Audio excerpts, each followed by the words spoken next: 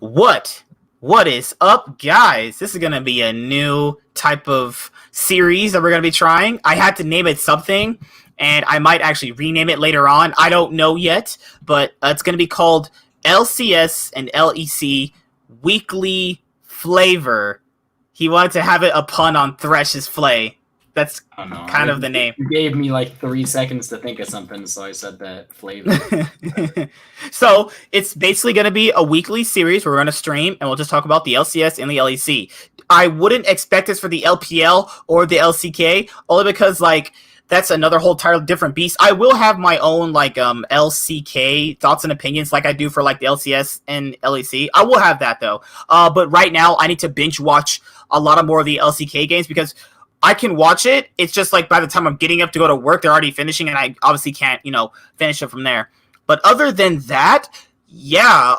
So what have you been thinking for like the LCS and the LEC so far? You asking me what I'm thinking about how trash they are? Okay, let's start simple. How about we start with the broadcast? Because the broadcast for the LCS has been heavily criticized. I mean, this is like the worst it's been for a very long time, and I don't know, man. I really don't care because I guess it's for people who are more into the entertainment value of that stuff. I don't care about that. I leave immediately when the game's over. I really don't care about anything else. You don't watch like the post-game interviews or the because I've like the only people that I think have substantial insight into the actual game itself are Jat, who is no longer like doing as much. Like all these people that I think I usually watch for are not really much like they're not doing their own little shows or anything anymore. It's an interesting concept. They do a lot of cool stuff, but I don't think there's like again the game. I don't like some of the overlays. I do agree with that. I think some of the positioning and on some of the things they have during the game are a little bit worse than they were before. But for the most part, I mean, again, it's all up to whether or not you find them funny. I don't think anybody really does. I mean, I heard about their little rap thing going on. And the Tigress rapping. I mean, she's attractive. I think she's gorgeous. There we go. But I'm just saying, like, her rapping, because the LEC does those rap videos, and they're actually pretty cool. I like them. They're actually kind of cool. But the reason why the LEC is cool is because it's built into their brand to be like cringe and excitement, and they try so many different segments that the ones that stick, that's the ones they do. Like for the LCS, they have this or that, and that's a really successful thing that they do, that they still have right now, because that came from Primetime League. Like, whatever happened to Primetime League? That was a great show, where they were going over all the regions, the plays, and talking about each region in general. EU would have their own segment on Primetime League. I mean, whatever happened to that? I miss those days where we had good production and they were more involved with how things went. Like, people who are not following traditional sports, they don't know about like ESPN, and ESPN is the same thing as like LCS. They want to go for that sportcast, serious broadcast tone, and I don't know if that works for video games personally. I mean, you saying you don't know if serious can work? I only prefer serious. I'll be honest. Again, I don't care for anything the EULCS does. I think everything they do is like substantial. It's just not funny to me. So I completely skip out on it. I don't even know what they do, to be completely honest with you. I've watched very small amounts of this or that. Like all these things, I guess they have to appeal to somebody. So my insight on it's going to be very low because I don't watch it. Like I'm not interested in the what's it called? The extra shows. But at the same time, like I think it comes down to the fact that given the situation that they're in, I think some sort of production values are going to be a little bit lower. There's a lot of lagging behind on audio and all that stuff in the LCS. There's a lot of like if you watched, what game was it? It was one of the LCS games in week 1, day 1. Oh yeah, I know what you're talking about. Yeah, lagged behind on the sound, and I was a little bit upset with that. But I mean, like again, it was kind of like I actually got one of the fights was spoiled because I heard the sound effects of what happened before it actually went down. What about like other things such as like the overlays look kind of out there? That is something I don't like too much. The color coordination is kind of off with it. Like it's like whitish, pink, red mix in, and there's this giant dome where that's not really syncing up personally well. I don't know. It just seems like the broadcast just got way worse. But to be fair, it's remote broadcasting, and right now they can't be in studio right now because of the virus. But I mean, the LEC is able to be in studio and have a limited crew inside the studio for the LEC. So I don't know why it's that much different for the LCS. If the LEC can do it over there, I mean, is it not possible for us to do it over here? I mean, I'm not going to say anything, man. I have no idea if it's possible or not. I mean, again, EU has toned down like significantly on their cases of corona and all that stuff. So I guess it technically could speed up the process for them to be able to get back into the groove of things. But at the same time, like I'm not 100% sure if if it's the best idea to be around. Like again, I think leaving everything as it is right now is probably not a bad idea. I mean, I don't think I have a problem with the situation right now. Again, overlay problems are going to happen. There's a lot of technical difficulties that come with not being able to be inside of the with the more advanced hardware that comes with being inside of the what is it called? Inside studio itself. Like again, we can complain about a lot of stuff. It's more about the personalities that people like. I've heard a lot of complain about. They don't like the personalities on the LCS broadcast, and again, I don't like the ones on the EU broadcast. So it's really a matter of opinion. But they do a lot of things better on the EU LCS broadcast, like maybe professional wise, or like they spice things up a little bit. Or so as the NALCS tries to keep things pretty systematic, the same and all that stuff. And again, I mean, it really comes down to what you prefer, like inside of the streams that you watch. Since I mean there are a few problems. Again, I think that ULCS has definitely handled the situation better. They understand the audience that they're trying to appeal to a little better than the NA one does right now. But the audience for esports is not traditional sports. Like people who have talked to me about League, there's been a lot of them that like traditional sports and have a traditional sports background, but a good majority of them don't. So why are we trying to appeal to a certain audience that isn't even in esports? Like ESPN for like basic cable appeals to like 50-year-old men or like your dad's age.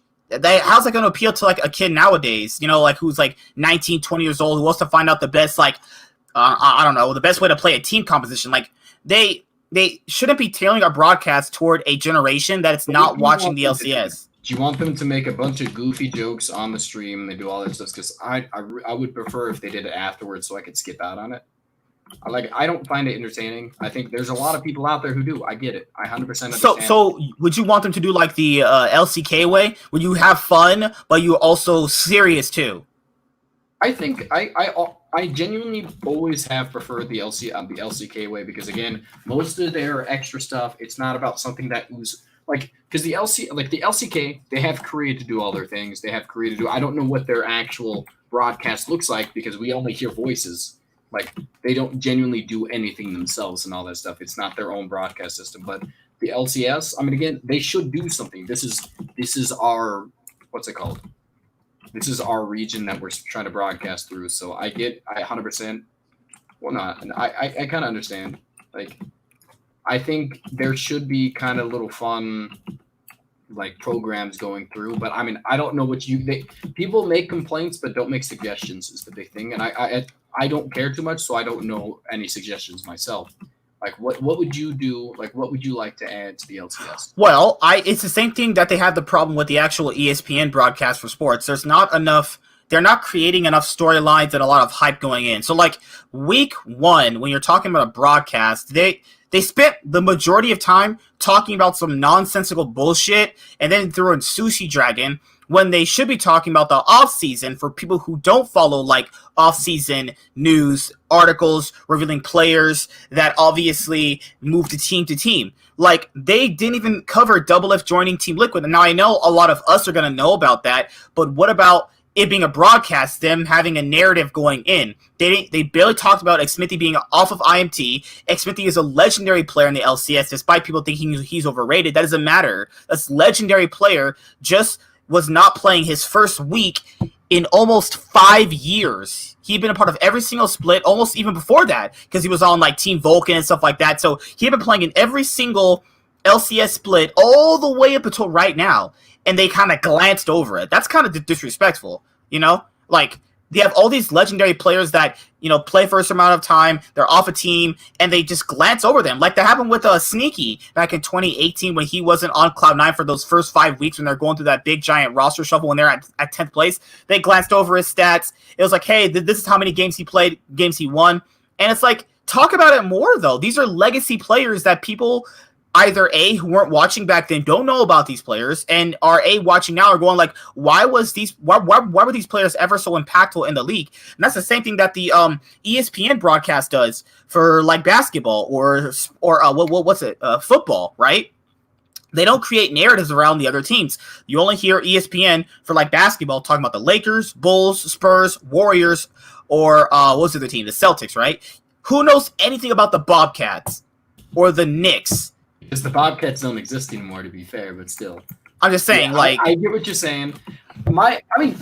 I completely disagree with that. I think that if we're talking about professionalism and what I prefer more, I think the personalities on ESPN, for the most part, are more entertaining than pretty much every single region in the LCS. You mean the guy who's a LeBron fanboy? He's so entertaining, man. Oh, he's A-quality personality. I will point you some hilarious things. This man is hilarious. There's not. I think it all comes down to the fact that there's just not funny personalities. There's not entertaining, charismatic personalities in any of the regions. I don't find anybody like that, and that's why I will never like. I love Inside the NBA with Shaq and Charles Barkley. Shaq and Charles Barkley are amazing. Yeah, they make the funniest jokes. They got like a lot of. They got their Shaq and the Fool, all that stuff. They got a lot of stuff going on. But, like, there's nobody that funny in the LCS, and I think that's the big problem, or the LEC, or any there. That's why these things aren't possible to make. Like, you have to find them funny. These personalities appeal to a specific amount of people, and that's why it's hard to make it. So they're trying to like bare bones in the LCS, where at the very least LEC is attempting to try to appeal to a broad audience.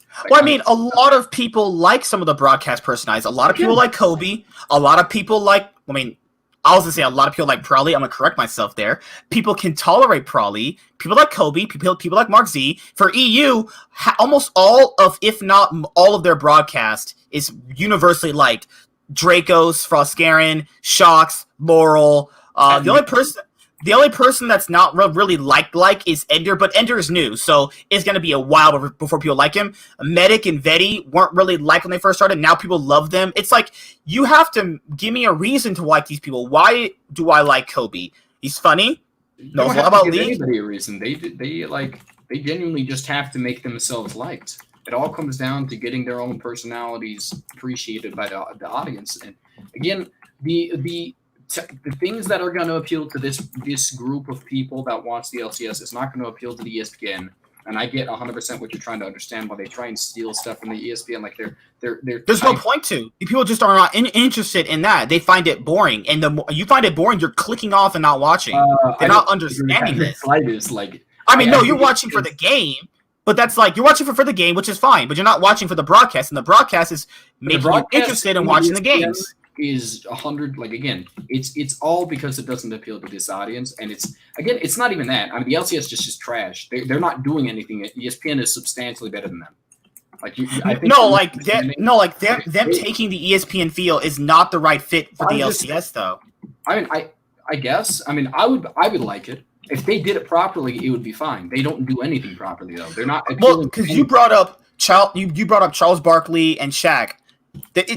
Now, inherent lies the inherent problem with that. Shaq is famous. Shaq also, he won 3 titles or something like that. He's Shaq hilarious. Shaq is hilarious, and he knows a lot about basketball. So someone suggested, why not let a player run the broadcast? If that player, the thing with Shaq is that Shaq is successful, funny. He's obviously doing a lot of things to push ESPN, right? None of these players, I think, have the talent to run a broadcast show. Could you see Doublelift running the LCS broadcast show? I don't like watching his streams, so I couldn't. Could you ever see Sneaky run the LCS broadcast? I don't think so either, in my opinion. Could you ever see Smithy run the broadcast? I get what you're trying to say. It's not that is not gonna, I know you brought up the player thing, but that's not gonna work for the LCS. I didn't bring up the player thing. You did. Wait, me? Was it me? Oh, it might have been me. It's late now. No, but someone suggested that, and I was like, that's not going to work. These players are liked, but they're liked for a different reason, though. They're not liked for their broadcast personalities. Amazing amazing. They had it with him on the LEC broadcast at one point. They had Cold, they had Joko, but those are like, but they didn't give them the whole broadcast though. We're not at that point yet where a player can run the whole broadcast. Like Golden Glue, would you want to see Golden Glue run the whole LCS broadcast? A million examples. I get it. I 100%. It makes sense. What I'm saying is, there is nobody in any region, in my opinion, that has the charismatic personality that all these people like. You have to find them funny. The things that appeal to the people in ESPN, these funny guys, don't appeal to the same people. It's not the same group as the people that find LCS funny. But at the same time, I think if they did it properly and made like ESPN is not good. I mean, I don't know what you're trying to say. Like a lot of the things they do aren't good, but the successful things they do are great. I mean, I like a lot of the stuff that comes out of that. I like a pretty substantial, like, again, I don't know who, like, the football, what's it called? I like the, with everything with Tony Romo and all that stuff, like, you can have specific amounts of things that can work for everybody.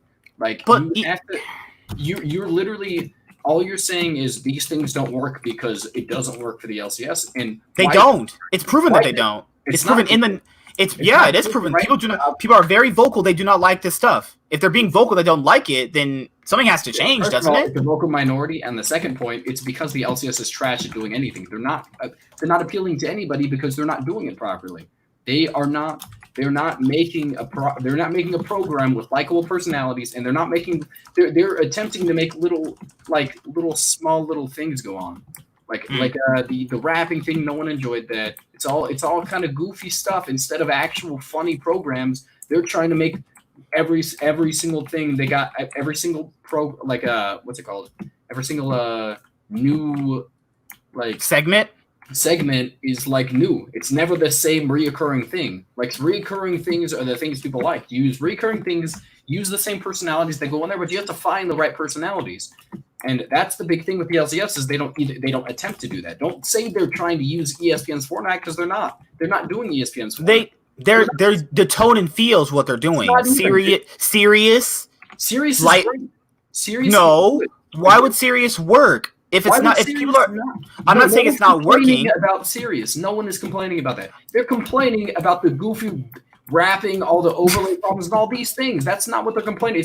Serious can work. What you're saying is literally it's because this has some sort of tone personalities that are similar to ESPN, which in reality, this is nothing similar. ESPN has even, like, for the most part, they have a lot of badness in it. Like, there's a lot of personalities on there that I don't like. But at the same time, you don't see me complain about, like, the way that they portray any of the stuff. It's about the things you complain about are the fact that they what's it called? Their execution. It's about the personalities that go on. Like most of the shows, even if like the formats of the shows themselves aren't bad, it's the personalities they put on there for the most part. There are so what personalities would you put in there? Because you can't just fire these people and put a ton of new personalities in. I'm saying I don't know any right now, so you essentially just need to make a show. And again, it's not appealing to me. I'm not going to get appealed to by most of these people because I just genuinely don't enjoy any of them. Like, you need to appeal something. They find Kobe interesting, so put a show with the people who, like, the talk shows that you can put in there. You put in, like, I don't know. I mean, Jat, Pastry Time was liked for a while. I mean, like, Captain Flowers was liked for a while. Like, all these people, you have a lot of people that can work. But the problem is, what kind of show do you put in? You need to find a show that they like. You don't find – there's nothing about any of these things. It's the problem that – they continually try and put these little it's like putting a bunch of mini games inside of a RPG instead of like actually fleshing out the story and putting a quest line that's like a quest line. I mean, another quest. The game itself is made fun by the quest line that continues a story and you continually go down these paths, and the fun things, the little fun mini games that don't really go along with the story, they're on the side and they're not the main part of it. The main substance of the LCS format and all of its programs and all their things is all these like specific, like the main substance to it is pretty much all these goofy little like a mini games or side quests. There's no actual substance that is recurrent from the next week to the next week. And even if the stuff that they do sometimes do continually, it's not good. Like the reality is, don't do that. I saw that. It took a long time for it to pop up, but still. I'm just saying, like, if you want it to be liked, if you want all these things to be liked, you need to find, first of all, the personality. We have to find what the audience enjoys. And what do you think? If you have, okay, so we know for a fact the audience enjoys this or that. We know that. Okay. We know the audience. We know the audience enjoyed that doctor segment they did with Mark and Azale. People said they like that. Okay, keep that. What else do you do? Because I would say try as many things as you can, and then whatever sticks, it just sticks. You know, if fans say they like this, then they go with that. Because you have to try out a bunch of different things to figure out what sticks, like the LEC did. How would you know what sticks if you never try anything? That's the thing with the LCS, is that they're trying out like too many things, and it's just they need to narrow it down to like 5 things. Be like, okay, let's try 5 things a week. If one of them sticks, we'll go with that. If not, throw it out. Let's do something else. It's the personalities that are in charge that are never changing anything. If you're a owner right now in the LCS, right, and they're never talking about your team, you bought in for 10 million. Why are they not talking about your team? There's no storylines being created. So okay, do you care about any other team besides Cloud9, TL, or TSM? Nobody does, because they don't get you. No, because they don't get you excited about them. If you get excited about bad teams, that's incorrect. You can though. I will tell you right now, every team that's up and coming in the NBA always gets talked about. They're not as talked about as the Lakers, because of the fact that they want to appeal to what's biggest on the fan base. The bigger fan bases are always going to get appealed to more. It's not about anything. It's not about they're not talking about it, because if they gave equal screen time to the Portland Trailblazers and the Lakers, no one would like that, because the Lakers are not only better but have a bigger fan base. I'm not saying give them all the time. You have to do something. About Immortals for an hour because there's not enough to talk about. It's not a joke. This is like literally not. It's not because these teams aren't like getting talked about that they're not getting fans. They're not good. Like, if you have nothing to talk about, what is that? Like, genuinely, what is there for them to want to do? Like, you buy there's storylines there. There's individual. There's individual stories there. There's all about. There's Soaz's story coming over from the LEC, failing on the Misfits super team. Talk about that every week. It's a one-time thing. They talked about it. A very talk about Potluck's journey. Potluck's journey into the LCS. He's a new player. No one would watch that. It's not interesting. No one wants to hear it. Like, as much as you want to say it's something they should do, no one would want to watch it. No one wants to watch these small segments of everybody's backstory in the LCS because it's not interesting. The way, what would you do then? What would you do to create hype around the LCS? If you never talk about these teams in a certain way, no one is going to care it at all. Well, boy, you can't just leave them out to dry. These teams paid $10 million to be in this league. I'm just saying. The ESPN, no one builds up the way it builds up all these fan bases is by first of all making a good team. Good teams attract people, and then you have to build up. You don't expect the ESPN and all these groups to build up your popularity. You build it up yourself by having either a fun YouTube or any of that stuff. Like, all these things are your own. This is your duty to create, and then when you create this fan base like Cloud9 did by being good in the past. Like, they didn't used to be big. They made popular. They got big streamers. They were good for a while. All these things, all these guys become big for a specific reason. And there's not a big difference between the top. Like, Team Liquid is only big. They weren't big. Like, they had a big enough team, but they were here forever. But they were never like the top 3 team in popularity ever until recently when Doublelift came over. That's when they became big.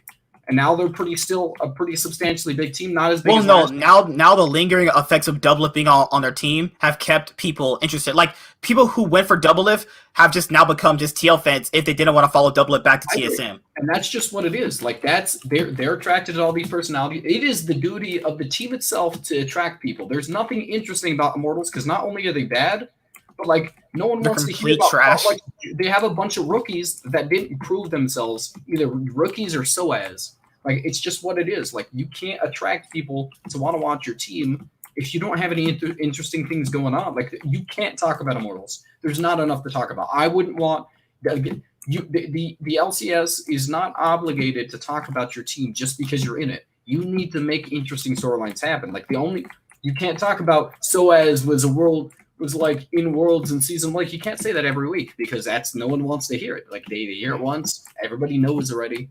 Like, I think the big thing, they need to create a show at the beginning. There should be a talk show at the end, and then it swaps over like at the end of every broadcast, after all these things, they should have a little like a goofy little segment with the personalities that everybody likes the most. They should create those guys, like they should make those guys pretty much in charge of making things happen. Like you have to, it's not about like the same thing. Like this or that is like fun enough, but like there's only it's only like one specific thing. It's 3 seconds long because it's just a part of something that should be a broader thing. Like that should be a section of we're in a talk show and then we're like, oh, now we're doing this or that. That should be the thing. There's just not enough. Like they could do what the LEC does. I don't think it's sustainable. I think eventually you're gonna run out of ideas or like all these things happen. Like again, I don't find it interesting, but at the same time, like the best idea always is finding it's about the personalities. The show will come with it. I promise that. So you're saying that for the teams that are like Immortals, 100 Thieves, Golden Guardians that are kind of like not in popular. Well, 100 Thieves is actually popular outside of League. They're actually really extremely popular. Let's say like CLG, IMT, and Dig. You need to build up their YouTube audience. You need to build up their content creators. That's what you're saying. Build up their social media presence. Yeah, social media. You build up like I promise you, you get a good team going. You're gonna get like honestly, if CLG won Worlds, you know how many fans they'd probably shoot up in fans by like quadruple. Like it's not. They got a lot of fans from even just getting second place at an MSI back in 2016. Holy crap! Not only that, like they're. Like it comes down first of all, social media presence is the big thing. I think that's the number one. You know what? No, I think the big one is being good. Second is social media presence, and third is what happens. It's like the storylines people can follow and all this. That's how you get fans. You get them attached to the players afterwards, and then being attached to the players, they attach themselves to the team itself after that. And when the team, like the players, even pass, like you need to get players in there that bring them into the team because people aren't just genuinely attracted to teams. That doesn't happen.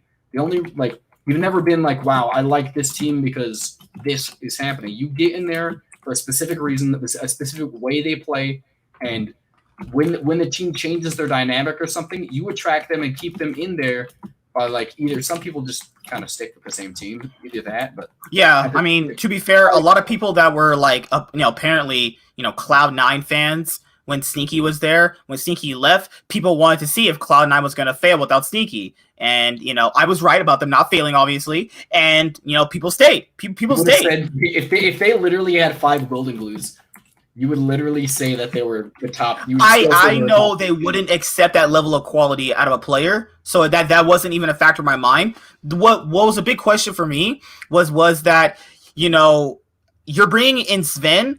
Do you unlock Sven, the G2 Sven we remember from 2016 G2, or do you unlock the TSM Sven who was pretty much dying every single team fight at any point? I didn't want that. Like, I hearing Jack's interviews and hearing the players' interviews, Jack is not going to settle for players like Golden Glue despite him being on the academy thing. Obviously, I think that was just to build up Golden Glue's career. Remember, Golden Glue made his first final in Cloud9 ever. His only final ever was on Cloud9. After that, he's been pretty much... His career has been pretty much okay after that. C9 kind of revitalized his career. But you knew at the end of the day, Golden Glue was never going to be on C9's starting spot.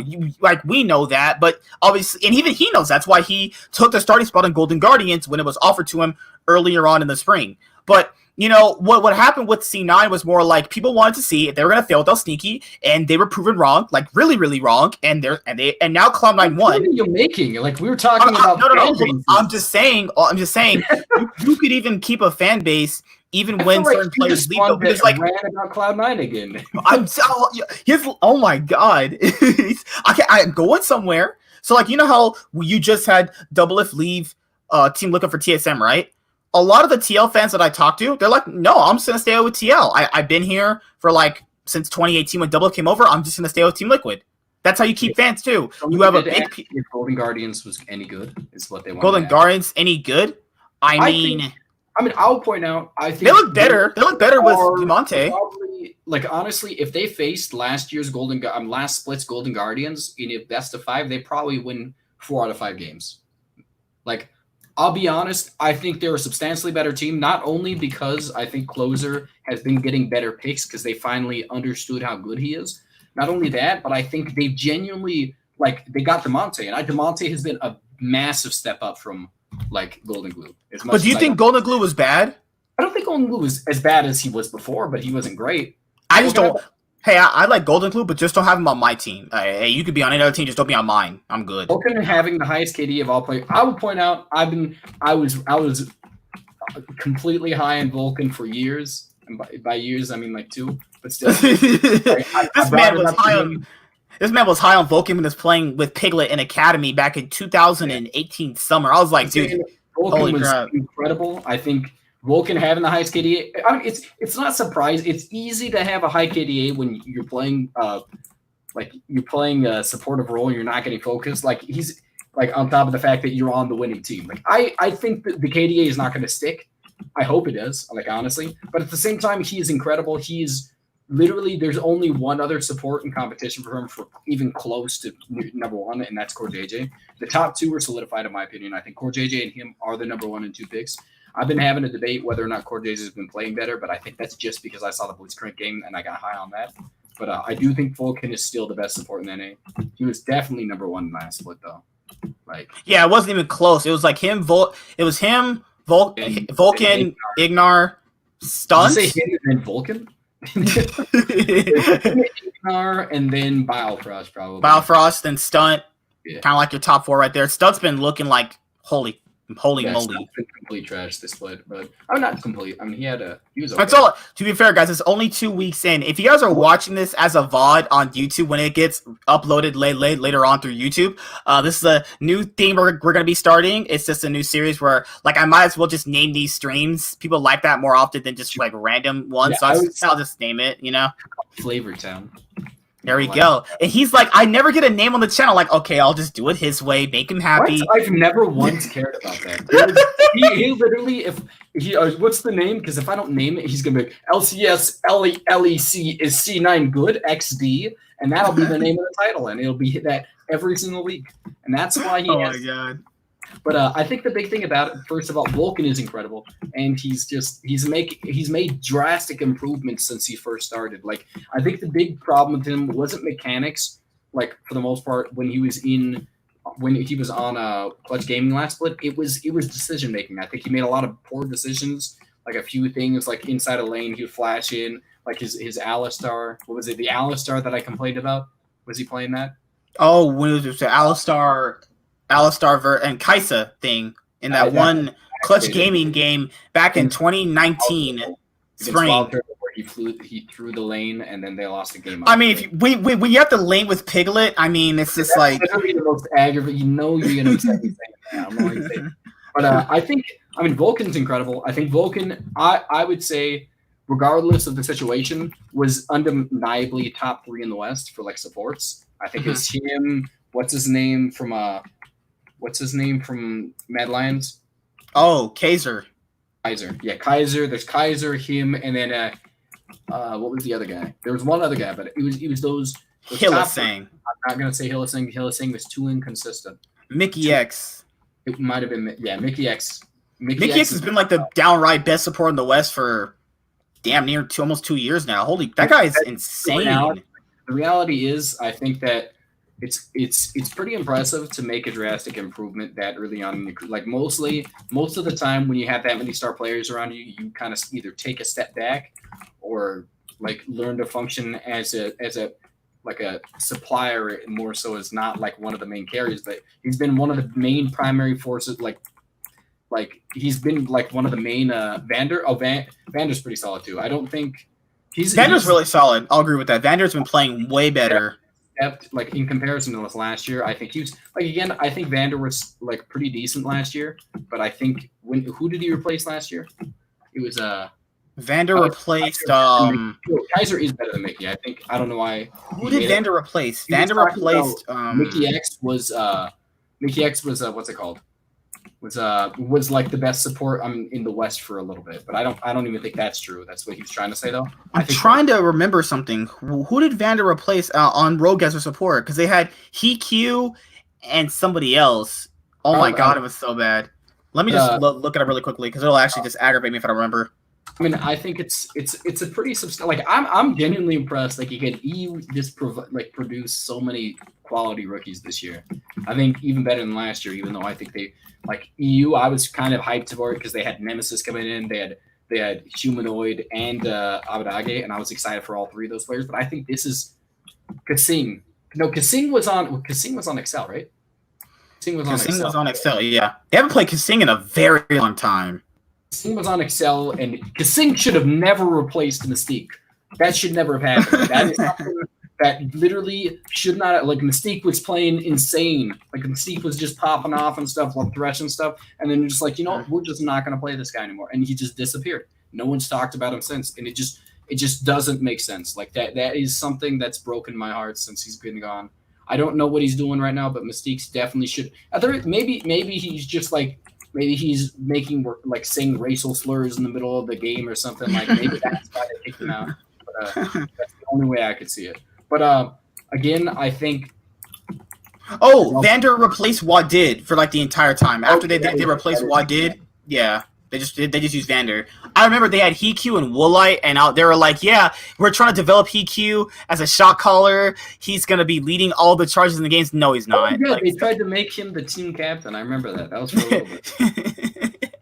It was him, and who else was trying to be a team? It was that ADC from Woolite, right? What's his name? It was another ADC. It was another ADC was being the. It was who was he from? Was it Jeskla from XL, right? From last year? No. No, whatever. It doesn't matter too much. I'll remember later on. But there's a lot of like promising good mids. Again, I think I was not too impressed with Dan. let me down a little bit. I think Dan getting he's been having a downward split. This split, I mean, was not too impressive. So far at least. I think what's his name? Who else? It was Fnatic's first game. Not Fnatic's first game. It was against Misfits. Yeah, Misfits. I think that, like, all around, I think there's a lot of surprising things this split. But, I mean, Boypo's been playing poorly. I think there's a lot of players that are coming up. Like, a lot of rookies are playing better. But a lot of the more tenured members of, like, the EU LCS are playing poorly right now, in my opinion. I think Hillisang has been playing and then got destroyed. It was, yeah. Yeah, I'm a little Dan. I don't know what happened. Honestly, he looked good last spring. I mean, I was not too happy with Carzzy. I'm not Carzzy. Sorry, Shadow in the first week, but he's like, I don't know which. I wouldn't say he played substantially better, but I think he's definitely not playing as poorly as he did. Shadow the first week. I think the other rookie jungler, whatever his name is, from what's the other one? There's another rookie jungler. Rookie jungler. There's Razork. Razork made a substantial amount of bad plays. We had Selfmade. Selfmade was just like the first week where he went in there. He went into the Baron pit after the Baron had already been stolen, trying to steal it, and got himself killed. But Hillisang was the actual bad player. That's what, like, it was literally just like you mean Razork? Yeah, Razork was another one I was talking about. Like, there's been a very, I'm really not sure what to think about this year because it's just been this split because it's been so inconsistent with a lot of players that I think are good. So I'm gonna hold off on saying like who is the best rookie right now because a lot of them are just not playing well. Dude, Razor pulled a Wiggly. How did Wiggly infect the LEC? This dude straight up ran in, E flag and drag, flash cataclysm, died in his Azir is not helping him. Didn't even he couldn't help him though. No mana. Firing a wave? Why? What is that? Yeah, that's just I don't know. It's just oof. It leaves a bad taste in my mouth. But let's talk about the LC. We'll go with the LEC first because I know a lot of people are gonna be like, oh my god, they're about the LCS first. We'll go with the LEC first actually. So we got through the LCS production and the topic after that. Oh, I mean, technically it is like, IMT. So let's talk about IMT then. I just sorry about that. This is the LCS and then went to IMT. I'm just kidding. Oh my god, everyone's gonna be like, you can go to IMT. I don't care. SK surprised everyone first, then some. No, I'm gonna point out something right now. I think SK literally had so many options to take some sort of team fights inside. Like, they had a lot of good engages on G2, but they had no follow-up. They're never going to succeed. I think they have solid players, but their play style is completely abysmal. Like they're literally, I don't think they have potential. Like player wise, maybe. I think Zazzy looks good. I think Zazzy's actually pretty. I'm not I saying think the Zazzy's players good. themselves don't have potential. I'm saying the team itself has no potential. You're talking about SK Gaming, right? There's so little coordination. There's so little like they're mid, like even when they're far about like not too far behind, they don't know what to do. They just kind of wait there. It's not as bad as Immortals. Like Immortals literally got flexed on in the early game by 100 Ds, which literally should never happen. But like they just kind of they had a good Orianna gauge inside a Dragon Pit, but they either got like it was either like a lot of them either got either engaged on by the front line or they just were literally right there but didn't follow up in time because either he didn't communicate it or he communicated it and they just didn't see the like didn't follow like they were not seeing the option to follow. Like I don't get it. Like it's like these things happen like in the Chinese league, the LPL. Like if you see a lot of these teams that are super far behind, they make drastic engages to make the team come back, like see if they can claw back. They like you're basically I don't care about that. You're basically saying you're basically saying that they're willing to do the 0.01% chance play to get back into the game, even though you're already losing, so you might as well do that.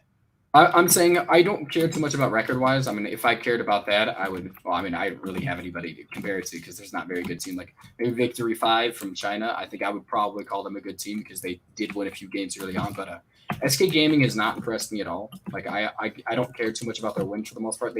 They're winning again a lot of decent player power right now. Like their play style is not beneficial. Like they don't know how to play from behind in the slightest. Like.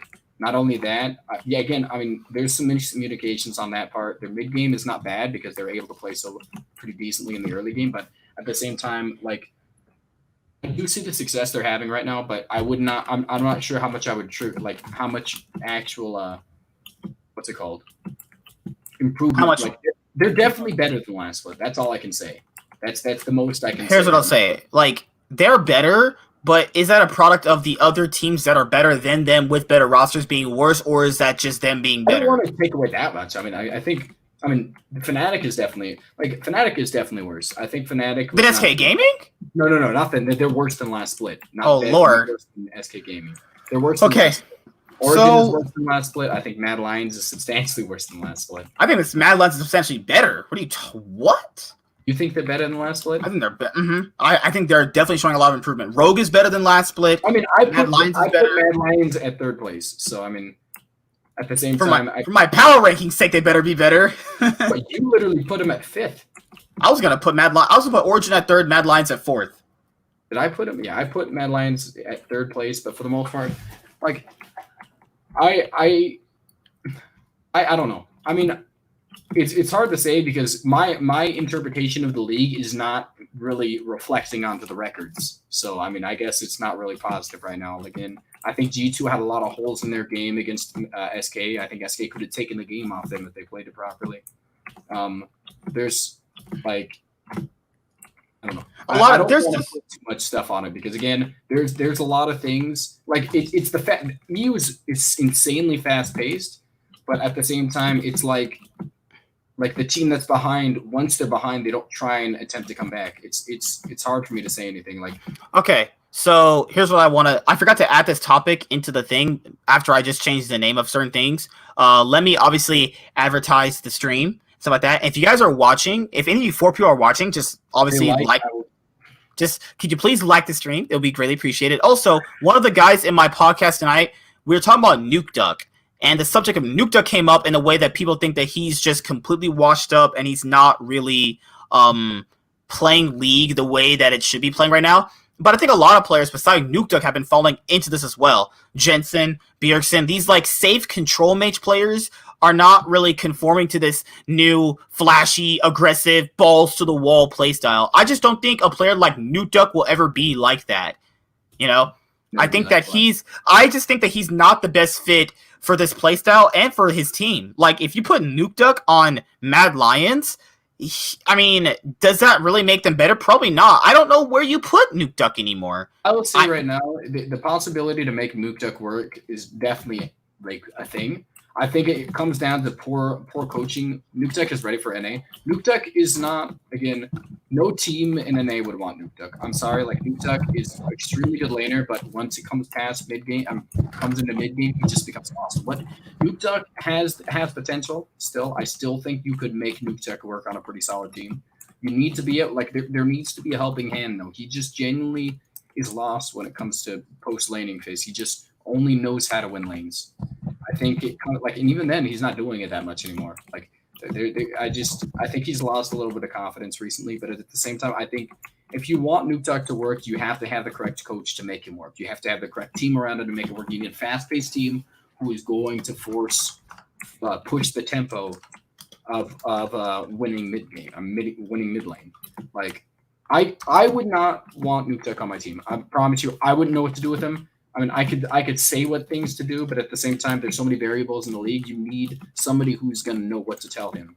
And I don't think there is anybody out there right now besides maybe not even Cloud9. Cloud9 would do terrible with him too. Like I don't know where he fits in anymore. That's just what I'm concerned with. Is like you could put, he's still mechanically one of the better mid laners in EU. Like it's not.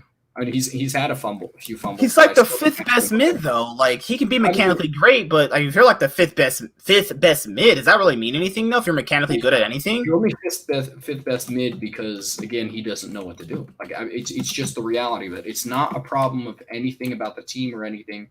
Even though I think the team is not really suited for him, it's about the fact that he himself is lost. And I think that if you want to be a successful team that wins the region or anything like that, you can't have Nukeduck anymore.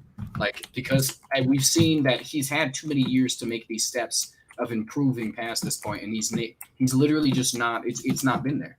Like he has not made those steps to be able to either be not a shock caller. He doesn't need to be a shock caller, even though he's been here 20 years, so he could be. He's not made there to not be a liability post laning phase. Like your only chance of winning with Nukeduck right now is if he wins lane. Or if you win lanes hard enough around him to make him not his dead weight not too big. Like I don't know. I would like to see Nukeduck work because his playstyle is extremely fun to watch, but it's not. It's actually pretty boring. I don't agree with that. It's literally just pure laning and then not knowing again tell me what's boring about it. Tell me a thing that is boring. He doesn't do anything. He doesn't do anything to make the game. He doesn't do anything to. He's the guy that, let's say if we were in the army right now and we sent people to fight certain people, right? Nukeduck is the guy sitting back watching as they all fight. No, Nukeduck is literally the guy who runs in first, stabs people, and then dies. That's what he does. He's like, wow, you did that, but now there's a big old hole inside our front line because the guy just ran out there. It's like so for more anime accurate representation, because you guys like anime watching, obviously League. I don't like a lot of League people like anime. So remember Naruto Shippuden where Madara first appeared and you had a bunch of allied shinobi forces attacking? He's the dude to sit behind, not do anything, and watch a bunch of those guys just die in front of Madara. That's what I'm saying. The opposite. He completely goes crazy in the early and then does nothing. That is his playstyle. If he's set up though, he has to be set up. He literally gets set up with all the draft resources. He gets all the resources. That's not a setup. That's literally just devoting something to your star player, which they think he is. He's not even their star player. Alfari's better. Alfari's literally been better than him. One split. He was not better than him last year. He's better than him right now. He's better than him last split. I'd say even last split, Alfari was making moves to be better. Maybe not last year, no. I don't think you can even argue last year. But it's weird, though. Like, Nukeduck went from second best mid considerably last year with Caps to, considered by a lot of people right now to, be washed up. I mean, I think if OG exists next split, who should they get instead? I have no way to I have faith in the EU system to be able to find a mid laner to replace him, but I don't think you should instantly do it. Again, replacing somebody in this, if you could put Tanks mid though, he can't play his early game whatsoever. He can't do it anymore again. I agree with that. I think that's a big problem that he's had recently. I'm saying his playstyle specifically, but he doesn't have a playstyle when he's not playing well. It's hard to say, that still is his playstyle regardless of whether or not he's getting. Even if he's on, I think moving into next year, when this year is over, Worlds is over, everything's done, moving into the offseason, I wouldn't be surprised if Origin changed their mid laner. Yeah, but at the same time, you have to get somebody who's at the very least as capable as him. They'll just gamble on a rookie. That's probably what they'll do. It doesn't matter. They're That does very not matter. close to getting to Worlds, are they not? No, I mean next year. I'm talking about next year, right? Their roster is very capable of making it to Worlds. If they're not as good, you have no chance because they need a slight improvement. You can either try and hope he makes that step back to 2019, or you can just give up and gamble on a rookie. And if he doesn't pay off, you're pretty much. I mean, you're developing someone, and you already know what you're getting out of Nukeduck. You'll have an early game aggressive mid laner potentially who's willing to take all these early game dives. He's willing to make the ball. So the I'm saying. You just stick with Nukeduck and have what you have now, which is a boring team who doesn't do anything. What's not boring? I disagree with that. I mean, I think you have to say. You can't just replace him because you want to replace him. That's stupid. You don't. It's not even just about that. It's like stick with him. They're gonna say that exact thing, and then 3 more splits. They'll have won no titles, and it's like, well, do we replace him now? It's like if you can't put a name out there right now, then I don't think you should replace him. If you can't just replace him with a rookie because they have to be successful rookies. No, rookies going in aren't even successful. What are you talking about? They're successful they have an entire EU EU is even less acceptable to put somebody bad in because they have such a developed EU master scene. If somebody is not successful in the EU master scene, don't consider them. I know, but what you're saying is keep him because you can't find anything better, so don't try anything better out. That's what you're saying. They're not better if they're bad. I don't understand. Like you already have somebody who's 5th place. You don't replace them with somebody who sucked at the EU master scene. I mean, you have to kind of. You don't just grab people. It's dumb. If their play style doesn't work with yours, like okay, that's not logical in the slightest. You don't just make things work because you. Okay, here's what I offer to you. So you're by your logic, keep him, and if you still are not that good, keep him anyway because you can't find anyone better. So never try to go find someone else. So you're saying if you tell me right now, you're telling me you grab anybody from the EU master scene as long as you can grab them because they're young. I mean, there's so much more to grow with them. Yeah, they're not going to be good in their first split anyway. You know that going in. That's about developing talent. If you never take a chance of developing anybody, this is absolutely, again, that has never been functional, and like no region's ever done that, and none of this is like I can't think of a successful player who's been brought up like that who hasn't showed a little bit of promise. Like there's never people don't get grabbed. Tell me a player who didn't show some promise and was not brought up based off that. Everybody comes with promise because you can see potential off that. That's why you draft people. That's why you don't just grab that's like saying replace Viper with get Viper because he's young and replace like Impact because he's average because you know what you're gonna get from Impact. I know, but like you don't just settle for that though. Because at that point Origin will be 3 splits down the road. Hey man, we're still playing with Nukeduck. I guess we can't get better, so we just say fuck it, just keep him. Like you don't have to change. You should change something, but your reasoning behind changing it is not smart. Like you're reasoning into what to change with. You don't just change you have Zazie. Honestly, if they could grab him, if they have the capabilities, I don't. Zazie's actually pretty good. I like Zazie. It makes sense. I think you kind of test them out at the beginning of next year, but at the same time, that's literally all you can. Like again, it has to be somebody who shows slight potential in the EU master scene. Here's the same thing with Cloud9 and Sneaky. If you would have said this, what? No. Before this, you were like people were probably literally thinking to themselves, "Well, if we switch out Sneaky, we lose that veteran voice, we lose a consistent ADC." He had the one bad split, but so do you just keep Sneaky because you're unwilling to try and go for another player? No, you try new things. Played Sneaky for like 2 years now, and at the same time, it's not about that. I wouldn't replace Sneaky with Deftly. I would do that, even though he's definitely young and has more room to improve. He's definitely young, really? You're right. That's a pun you were going for? There's just absolutely, it makes sense to replace somebody. It doesn't make sense to just grab any rookie you see because that's just idiotic. It shows that you're not actually attempting to grow as a team. You need to show, if you want to grow and improve something, you have to see the qualities or way you want to build a team. Like you have to build teams around qualities that you have in players. If you're just grabbing players left and right, you can't make a play style happen because you don't know what play style they have. Like you're not paying attention to that. You can't mold every single player in anything. Like it just doesn't happen. Like every single player is designated to a play style they've seen successful mostly for them. There's very rarely players that can swap off their original play style. Like I think they should grab rookies. I think Nukeduck should be replaced because he's pretty much forced them into a specific playstyle. At the same time, I think that if you can't find somebody that is worth replacing him with, you need to try and keep him and work. Because again, the things that separate mid-tier teams and second to third place tier teams is not players. It's not what changes them. It's coaching. It's their play style. If you have a better play style than somebody who has better players than you, you beat them most of the time. That's what they need to do. They need to learn. I feel like EU Masters have been drained hard in the last season. New talent needs to develop. Well, yeah, I mean, that's just, I don't think developing them in the LCS or LEC is a good idea. You let them develop before they come up here. It helps them develop when there's players next to their caliber, because if you throw them at somebody who's substantially better than them, it's harder to see what you're doing wrong if you're consistently being beat by substantial margin. Well, what did he say? I want to highlight. Well, Astralis is running out of money though, so who knows if Origin exists next year. That's also true. I heard they've been having a lot of money issues. I don't care about Origin.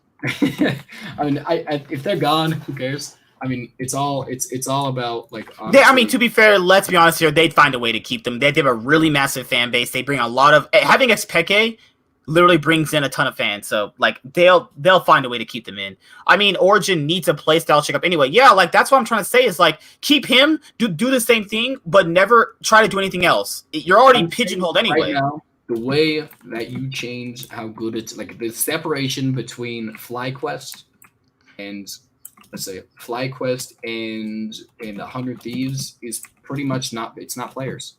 It's not like the thing that separates each one of these mid-tier teams is just pure play style.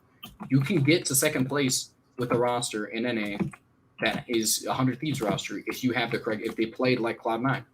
That's the reality of it. It's not players that make teams good. And if you're not shooting for a well, what if you have players on Origin who are unwilling to play different styles like Nukeduck, Upset, Alphari, Xerxes? Well, that's just not true. I think Xerxes... I mean, what if you do though? Because Xerxes has been playing the same way since Splice. Wait, like he's a very, I think he's a forgiving jungler. I wouldn't say aggressive. I don't think forgiving is a very good way to define anybody. He doesn't really. He's how would I say this? It's more so that he is a more reactionary jungler and he's more objective oriented. That's something that I would say is more so his play style. I think you can make that work, but at the same time, you have to build a team around objective-based things, which could happen with Nukeduck. You can have him play girly, aggressive junglers and force the envelope on dragons and what's it called? And Rift Heralds. Rift Heralds. If you can do that, I mean, it's all it comes down to. I think that I remember Xerxes playing in UL. He was so creative and got all shut down by Splice. I mean, I don't know. I mean, good players can still, like, for the most part, their coaches are not telling them how to play. Coaches shouldn't be telling you how to play. These guys know more about the game than coaches do. I'm just saying that's just not happening because I don't think the coach was that good. I mean, I don't think he was just giving him picks. I think you could say he got shut down by the picks they gave him, but at the same time, I don't think his play style was being very, like inhibited by that team. He just genuinely chose to play poorly. I mean, I don't think no one chooses to play poorly. I go a little too far there. Someone's like, hey, I'm going to go in this game and run it down, play like shit. You understand what you know. All right. I'm not sold on what they're attempting to do. Like, I think replacing Nukeduck is somewhat of. I think they should look into doing that because, like, you're gonna be 5 splits in, not winning a title and shit, and complaining that you're not winning when you haven't changed anything. It doesn't really. This is my thing though. My thing is like you already. How would I say this without sounding mean? It's like the people that are gonna watch it are Origin fans. You do the same thing consistently, you are not going anywhere. Let's look at G2, Fnatic, FPX, T1, even Kingzone at one point when they're winning.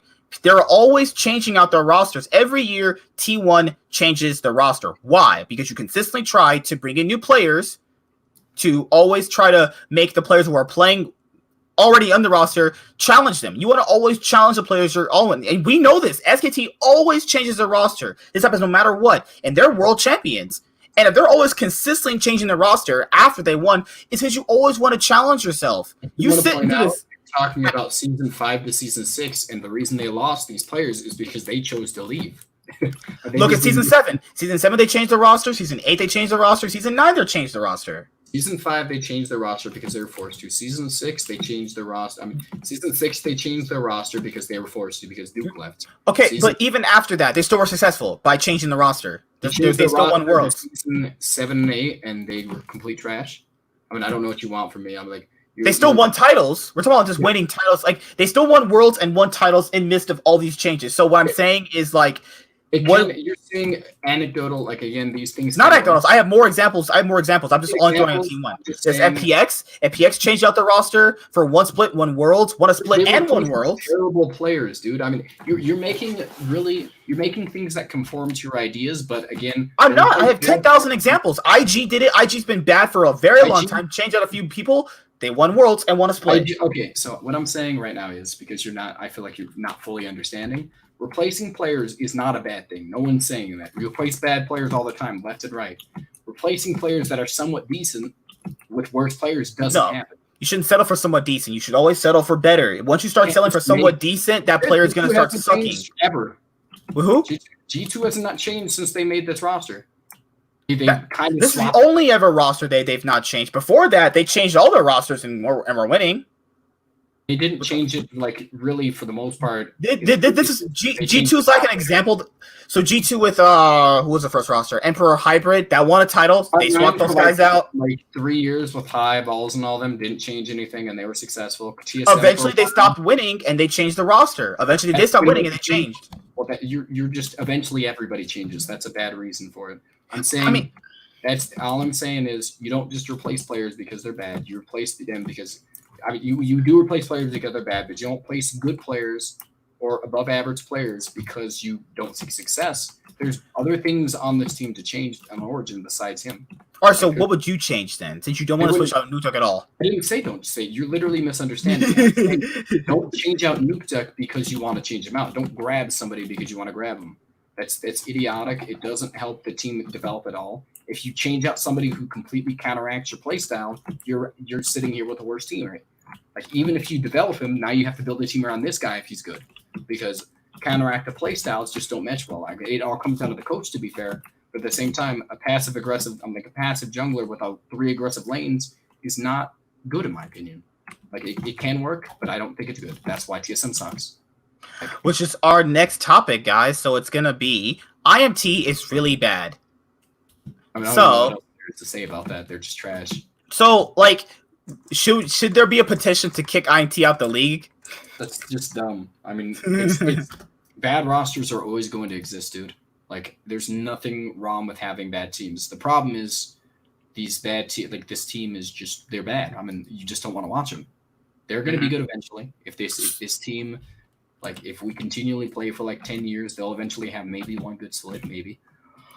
What about bringing back Xmithy? What some people asked. I don't think that's going to change anything. MT is so bad. SL5, Schalke is not worse than them. I'm sorry. Schalke is not worse than them.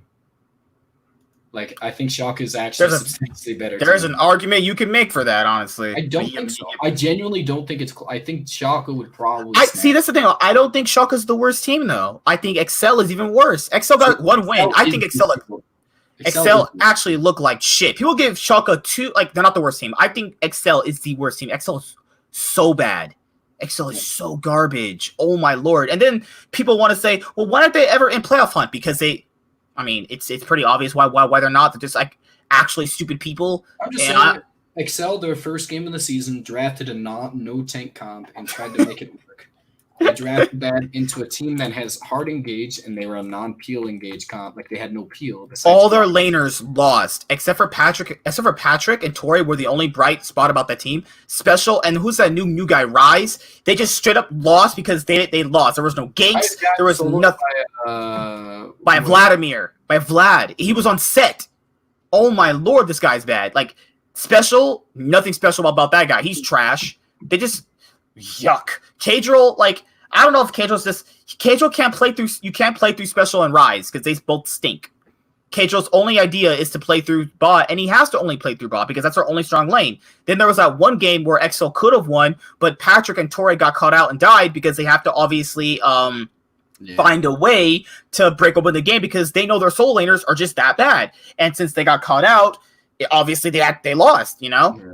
We actually got into an argument about that in the car, the EG being the second place in the team, like the second best team in the LCS. Hi, Big Al. I completely disagree with it, where so he thinks that's the case. EG might be I think EG's the second best team. I think they're probably right now the third best team, and if it comes down to the late half of the season, they're going to be fifth. I think there's developing teams that are going to be better than by the end of the split. Where did you place them? I put them fifth, sixth. I think I put them at like fourth, I think. I think EG has a lot of strong players, and that's what makes them decent. But their playstyle just genuinely does not meld well with what I think is a successful team in the LCS, which is not really saying much to be successful in NA, but still. I think not having an identity is the big problem with them, and their big identity. Like, again, they do have an identity, which is just having strong players and being able to team fight well, but I think that really is an impressive quality to have. Mm-hmm. Like, INT is just simply because they have the mid laner at the moment and the perfect synergy with it. I want to show you guys something on my screen, which proves IMT is the literal worst team. And this is like oh my god, complete utter dog shit. I can't see IMT versus I'll show you in just a moment.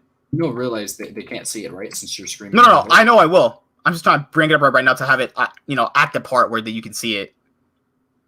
Let's bring it up right here. Where's this dive at? Oh my lord. So let's go to hit share screen. Hit this. IMT highlights. Allow. You guys can see this, right? All right. So basically, Soaz dies like right here, right? Where he gives away first blood. And then what happens after that is they stay here. TSM stay here because they know where Potluck is. He's right here, right? So what is these two doing? Oh, they're watching their tank get dove, not do it. He's not even pushed. Why are you not fast pushing this lane? You know there's three people here. Look, I can't even. Right here. Here. I'll stop it one more time. Okay, so right here, when they're doing this dive, they know there's three people here, right? We know this, right? Why is Ica not fast pushing this lane? He knows there's three people here. You can tell. Soaz is right here saying, okay, guys, I have three. Push these lanes out. Get some turret plates. They're sitting right here doing nothing. Potluck is over here. I see it using mana on the wave. What do you want? I'm just saying, like, they're not. You should have Potluck right here, fast pushing with Ori. Why is he counter jungling? I don't know what you like. He was keeping. Oh no, that's saw the wave getting crashed. I don't know what you want. Like, their dives suck. Like, their dives are horrible. Look, Pollock almost dive in a three-man dove. Come on, like, I don't. They're just bad. Ultek and who is a gate. They're not a good bot lane. It's literally just a bunch of. In my opinion, you want to know a team that I was not completely impressed with in their game. It was the most recent game of Cloud9's against Golden Guardians because they made a lot of poor decisions against Golden Guardians. They forced a lot of dives that didn't actually work out, but the reason they were able to turn it around was because Golden Guardians kept coming after them. Cloud9, I think the difference between... Oh, you're talking about C9 versus Golden Guardians. Let me bring it up for you then. Yeah, you don't have to bring it up. You can if you want, but I'm saying... No, I want to have a visual representation so people understand what you're talking about. If you look at the early game in Cloud9 versus Golden Guardians, there was a massive amount of dives through bot lane that they actually failed a pretty substantial amount. If I'm being honest, I just think they're fucking around. That's what I like. I genuinely don't think that they... Let me ask this. Did you honestly ever think Golden Guardians had a chance in this game with them doing that? I think that's a bad reason to think anything. I think Cloud9 doesn't seem like the team to do that. I'm sorry. Cloud9 so you're talking about this dive right here, right? Where they're fighting right here? Victory 5, actually, I want to point out, I think the thing about it is they have a solid top laner who's the stupidest man. I can't say his name. I really am bad with Chinese names. I'm sorry. LGD is surprisingly good. Abigail, you're right. LGD do look good. They look good, honestly. The problem is the Victory 5 has a lot of solid players that, again, like the reason they were able to beat Demo, what is the first game they had? Dominus, yeah. Dominus in the at the beginning, yeah, by the way, I forgot about that. Who he and what's his name soloed Sven and to be fair, it's best of one. Things are gonna happen. It just depends, I know the things I care about is how they're moving around the map. This game was a little uncharacteristic, but I never got I never got the feeling that they were going to lose this game, no matter what was going on. It's just a skirmish style. Yeah, PP got. Well, no, I'm sorry. It doesn't matter about that. They played a lot of. They had made a very large amount of poor mistakes, and you have to acknowledge. But the day before that, they clobbered the other team. So it's like they are an aggressive team that sometimes forgets how to think about things. Against a better team, they're gonna struggle a little bit. Like I think in the early game of the season, a lot of teams are not gonna be able to react to their play style. But like, look at these dives. It's just stupid. There's no thought process behind it. Okay, yeah, that was honestly stupid. I'm agree with that. That was actually pretty bad. PP God's Bard was incredible to me. I was really impressed with it.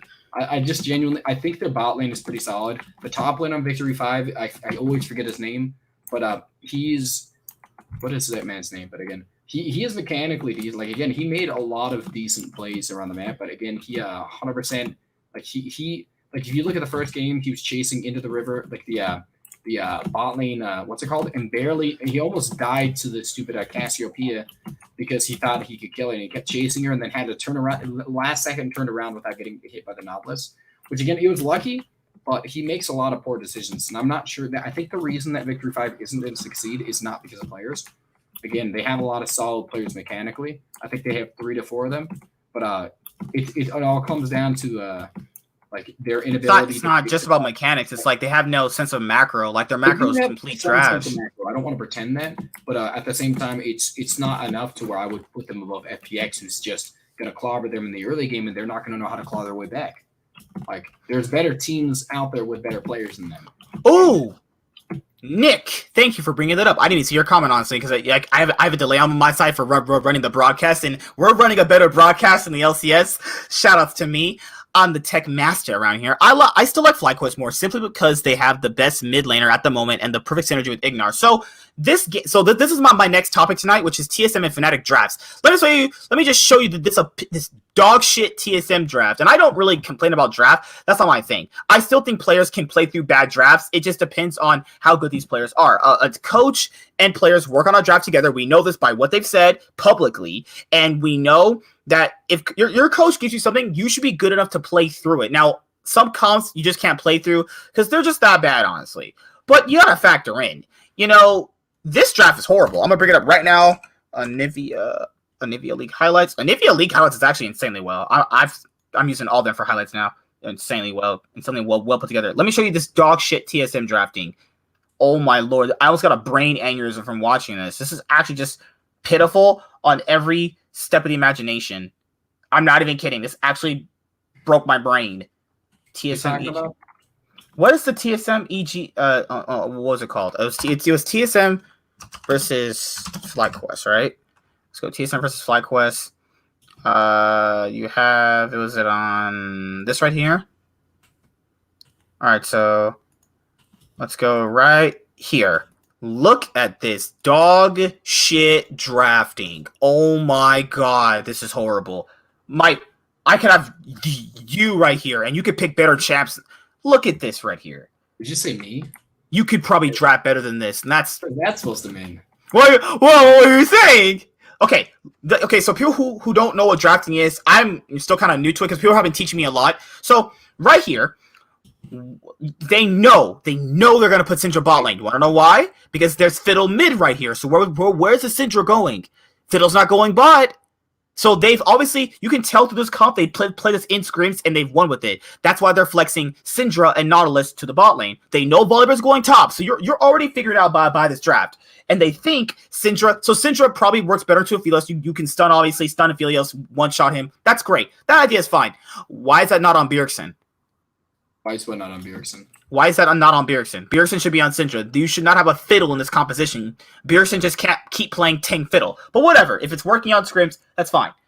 FlyQuest get a picture-perfect draft here. You have Aphelios and Leona, early game engage. Aphelios gets to perma-stun along with both stuns from Leona. Why they didn't put Fiddle bot is because Fiddle bot is, in my opinion... That's what I'm saying. Fiddle is not good here. Put Corki. Give him Corki mid, and then that's better.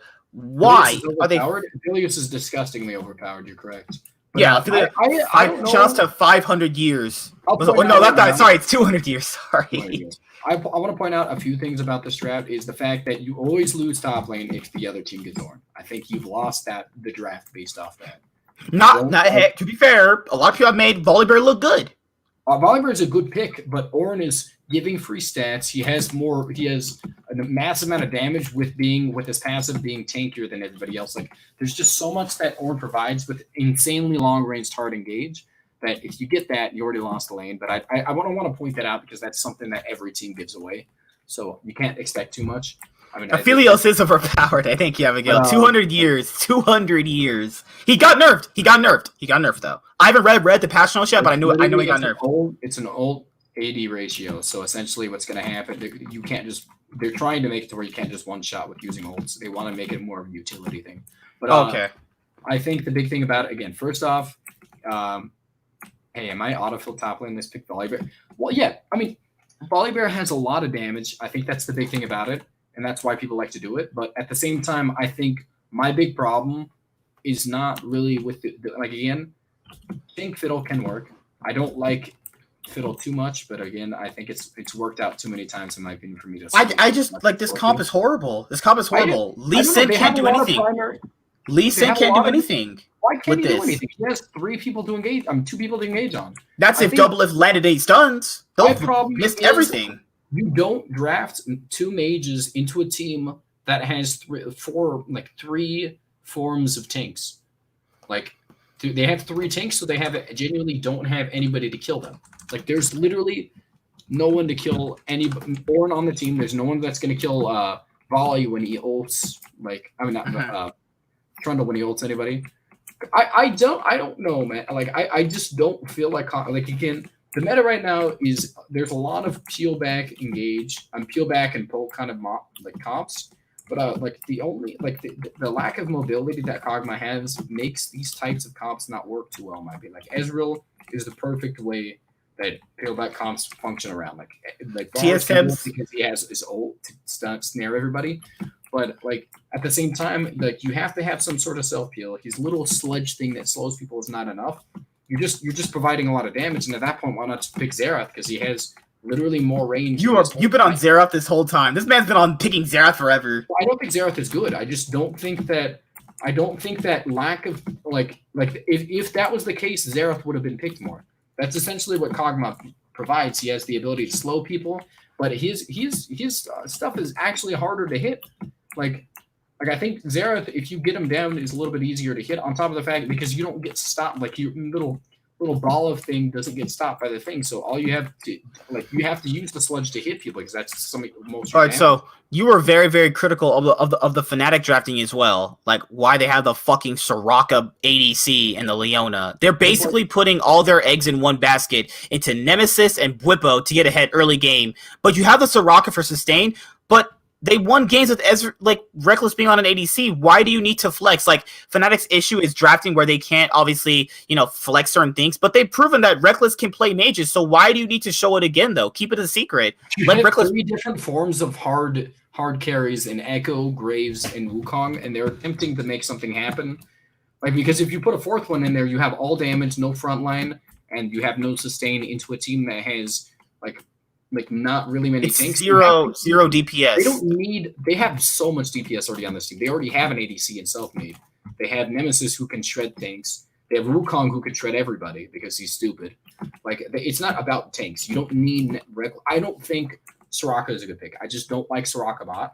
I don't think it provides enough utility because first of all, it does nothing in lane. It doesn't have the damage to it can kind of poke people out, but you're not going to kill anybody because you already picked a Leona. So Leona and Soraka's early game are negated because that's one of their stronger aspects is the ability to sustain their early game or hard engage. So your early game is negligible now. It doesn't exist. And now that your early game pretty much doesn't exist, you're pushing it into a full-on team fighting only kind of comp. And I don't think that really works well into a team that I think has a wombo combo because your sustain's not going to work with Soraka if she gets caught. So she's worthless if she gets caught. Your DPS is not going to this can work. This comp can work to an extent. It only works to a certain extent. It falls off at 25 minutes because everything in Origin's comp can either one-shot whatever they have, and they have Ezreal and Orianna who scale immensely well. I mean, that's the thing about it is they have a lot of hyper carries on this team if they get fed. They have Graves does a substantial amount of damage. Graves is literally an ADC.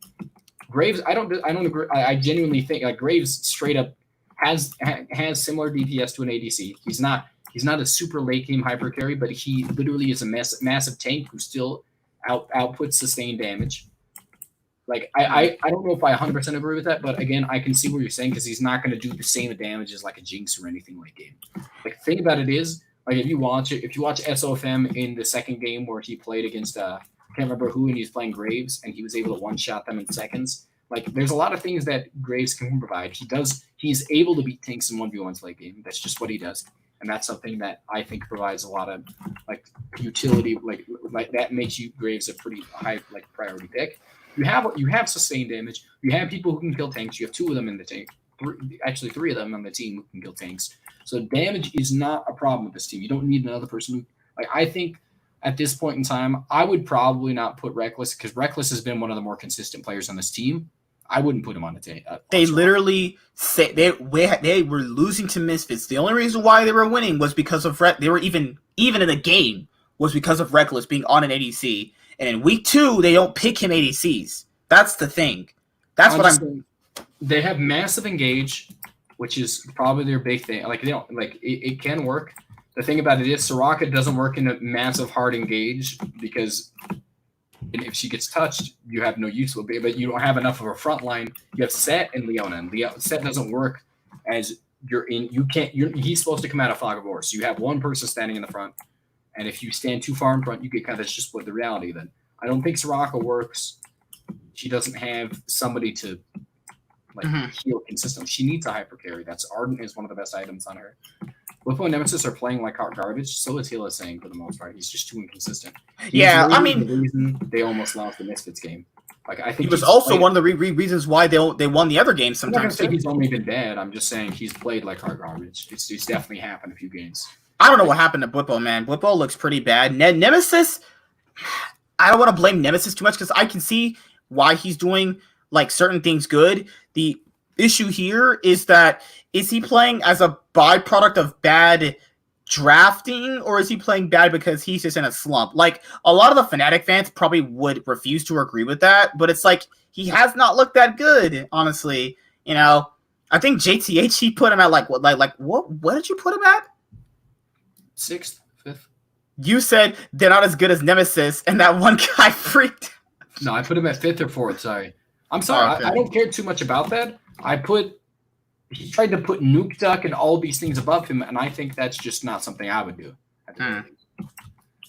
Also, in fights, Fnatic did split apart instead of staying around Soraka to heal up. That's true. That's also true. I'm not going to deny that. Play around the comp properly. I think Soraka specifically against unavoidable besides flashing hard engage like Malphite doesn't work because there's literally nothing you can do with your flash down. So if you get into the first team fight and she flashes out, the second team fight you're not gonna have flash up for. That's just something like I don't think what's it called?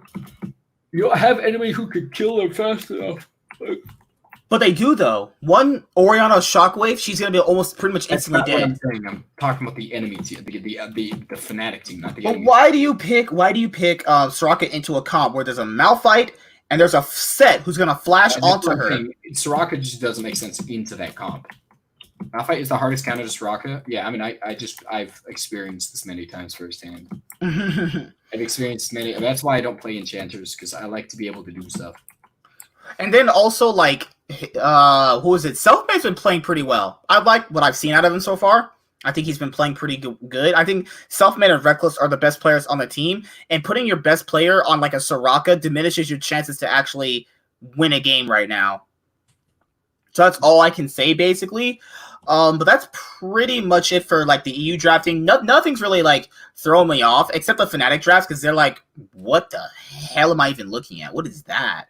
You know? But there was this one game between Mad Lions and Vitality where it looked like Vitality was almost going to come back. You know, like fucking, what was his name? Comp was on Kaisa. He was really like, LEC has like 6 playoff teams. LCS has 1. And maybe if EG and TL develop, they'll be the more better playoff teams for the LCS. Let's pretend for a second. I'm saying right now, EU LCS is good in comparison to NA, but their bad teams are not good in comparison to bad teams in like China and stuff. I think You're literally making it seem like this is the ultimate region now, and I don't want to pretend that. I think their bad teams are still terrible. I think they genuinely have something to improve on, and these good teams are going to struggle because of the fact that these teams are so much worse in comparison to them. They don't. If you get ahead of them, that shows them that pushing the pace is going to win them the game. When in reality, it's not going to work against any team in the international stage. I really would prefer, at the very least, if these teams, once they got behind, didn't just give up and die. But I don't think it's going to happen anytime soon with these bad teams. Like, I'm not sold. Like, Excel looks terrible. Rogue looks pretty bad in my opinion. I think that. Does Rogue look bad? I think Rogue looked bad. Yes, I think that Rogue. On the game against G2, of course, it looked bad against G2. I'm not just doing like wins and stuff. I just genuinely don't think. Like again, Origin looks substantially worse than last split. I think that. Fnatic, I mean, Schalke looks better than last split. Another team that looks better than last split is Vitality. Like, there's some teams that have made slight improvements, but for the most part, the bad teams have become bad. I mean, have stayed bad, and it's just not helping. Like, it's not something I want to give them credit because they're better than NA, because NA is just trash. Like a lot of the bad teams are trash, so it's just. So you're basically saying like, oh, you're better than trash, so that doesn't really mean anything, though. Well, no, I'm saying don't say, oh yeah, they got 6 playoff teams. Because they do. They literally do. So they have 6 playoff contender teams at least. They don't have contenders. They don't have contenders. NA doesn't have. So who are the playoff teams though for LEC then? Well, I know who the playoff teams are. Who do you think isn't content? Like you're saying that Team Liquid is not going to make playoff teams? No. What I'm saying is like LEC has 6 playoff contender teams in their region, while LCS has 1 or maybe 2. 2. They have EG, who's most likely. They have FlyQuest, who's most likely. They have Cloud9. They have TSM, who's most likely to make it. Like, there's a lot of teams that are. I mean, you have to also factor in those 8 teams now for Summer Split for playoffs, which is holy moly. It's something I would say. I don't know what you mean by contender teams because it's defined in both regions. NA only has 1 moderately capable team. I agree, but I didn't like the specific phrasing. He's saying like there's only 1 good team in NA, but I don't want to say there's 6 good teams in the EU right now because I'm really disappointed in a lot of their play styles right now. I think you have 6 good teams in there. You don't have 6 contending and it's teams. only week, and that's the thing. It's only week 2, and some of these teams look pretty good. I think Mad looks pretty good. I think Rogue has looked pretty good to me. I think G2 is starting to look better. Fnatic looks pretty poor recently. I think G2 literally almost like made a lot of mistakes in the SK that didn't get punished. I think like there's a lot of things that are just not getting punished off these small like bad teams, and we're giving credit because they're getting wins. Like I think these play styles haven't improved for a lot of these teams. Like there's 6 bad teams. I mean, if you compare NA and EU has 6 good teams, yes. If you compare like China and all this, like Victory 5 would do insanely well in the EU right now because they have a defined play style and all that stuff. And they like even when they got behind and all that stuff, they attempted to make their wombo combos work, just like Team WE did. Like Team WE and like OMG and all that stuff. They all attempt to do stuff. There's only 3 teams that can be at the top, G2 and Mad. The rest have serious issues. I think Mad also has serious issues. I think Fnatic also has serious issues too. I think they're just the best top 13 still. Like G2 is the only definitive best team right now. And they actually Rogue was 4-0 going into the 4-0 going into the G2 game, and G2 made them look like Schalke. That's insane. I'm just saying Rogue doesn't look good. I don't think they look very good. I think they've had it's like saying 100 Thieves is still a pretty like upper tier mid team. They just had a hard schedule, in my opinion. I mean, that can be a problem too. So like let's say if 100 Thieves go on a 10-game winning streak, maybe that hard schedule was the only. Yeah, I know, but like you know what I'm saying, like if they win like it's a few things about their schedule. It's a few things about all that stuff. I don't think Rogue is like, and it's the early game. Beginning of the split, I think they've had a lot of things gifted to them recently, but like I'm not this Rogue team right now. So what about TSM recently? So you have not been pretty much high on TSM since they changed for Spica so far. I just like potential on teams, and that's why I'm not too sold on them right now. Spica, I mean, he's had 1 solid game, and the rest of them have been completely terrible. His Kane game. I mean, I don't think anybody can argue transforming in 24 minutes when the game ends at 25 is not good. had the 4 worst teams for the start of. That's what I'm saying. Like Rogue literally just had a pretty decent schedule gifted to them. Like I think that Rogue, at the same time, like I think they're not bad. I'm not trying to say they're a terrible team. I just don't think they're as good as the record leads on right now. I think they're going to end losing a few games in a row. They're going to win another game and they're going to lose, and they're going to end it like 5th or 6th place. He's basically saying, guys, right now he's telling how it's going to be for the Rogue Narratives of split. 1-1 for the rest of the split going forward. Confirmed? They're going to have a lot of 2 weeks. 2 weeks. The issue with like TSM is that they don't have a defined playstyle. Even after these 2 weeks, yeah, it's only week 2, but like you got to factor in there's no defined playstyle in terms of like what happened to playing through Broken Blade. When that's how they won a lot of the games last split, playing through Broken Blade and Dardoch, even though people had a lot of issues with Dardoch, you know? Make it to what? EG Team Liquid? You mean the Worlds? I don't know, man. I'm not going to say anything on that. I think there's just a few teams that I think need to work out their kink, and whoever does it first is probably going to make it. But TSM, I think the big problem with TSM right now is now at this point in time, they're drafting like they still have Dardoch. Like they started putting on Lee Sin, they started putting on crazy stuff. Oh like, my lord, yeah. Like Dardoch's Lee Sin was trash. I mean, I'm not gonna pretend anything like that. That was just the Worlds, yeah. I'm saying, guys, we get in the car. It's like, man, Dardoch he's so underrated. People really misunderstood him. Very much accepted that he wasn't amazing last split. I've said a lot of these things, but at the same time, I don't appreciate people pointing out flaws that don't exist, because these things have transpired and made him look. I mean, he's looked bad or some things like that. They make up flaws that don't exist. Like, I think TSM's big problem right now is the fact that now that they've lost this early game aggressive jungler, they need to transition into somebody of a team fight oriented team, but they don't have that. They don't have this kind of team going anymore. Like their team is now consisting of they're drafting and ignoring top lane when they have a hard carry top lane. Like it's. But that's going to happen though with Bjergsen and Doublethil. They knew that was going to happen going in. Is that going to benefit anybody? I'm saying you can say it could happen, but putting weak side on Broken Blade when Doublelift is worth less than Broken Blade, in my opinion, is stupid. I mean, right now. It's always been the case. Broken Blade, ever since he came into the league, I would put him as the priority. Like, I think that Doublelift has went on a steep decline recently, and I think that he still demands more resources than he's worth at this point. He's not worth more than Broken Blade to the team. Bjergsen's worth more than him. Like, Doublelift is... But I mean, you know that... What I'm trying to say is that you know that going in, though. You know that going in. About going in and knowing it, I'm saying they can still try and realize that this is a mistake. It's not. They're not going to realize this. I'm not going to say anything. I'm just going to point out that's what I think should happen. FlyQuest will safely make it. EDG, FlyQuest will not safely make it. That's not right in my opinion. I think that the only teams that I think are safely going to make it are Cloud9 and Team Liquid. Even though Team Liquid lost to EG, I still think they're the better team of the two. I still think they're probably, like, as it stands right now, they have the best play style out of the non-Cloud9 teams. They have a better play style than them. They just don't have the players that they didn't keep up player-wise with EG.